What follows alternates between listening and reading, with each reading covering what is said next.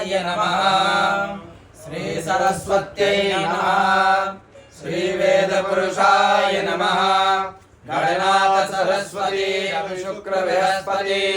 पंचैतान् संस्मरे नित्यं वेदवाणीं प्रवर्तये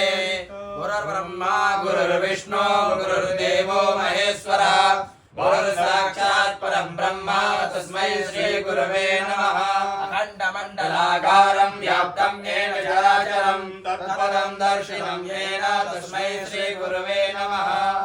ॐ नमस्ते गणपतये तमेव प्रत्यक्षं तत्त्वमसि तमेव केवलं कर्तासि त्वमेव केवलं धर्तासि तमेव केवलं हर्तासि तमेव खलविदं ब्रह्मासि त्वं साक्षादात्मासि नित्यं निरं वच्मि सत्यं वच्मि अवत्वं माम् अवतारम् अवश्रोतारम् अवदातारम् अवधातारम् अवानुजानवशिष्यम् अवपश्चात्तात् अवपुरस्तात् अवोत्तरात्तात् अवदक्षिणात्तात्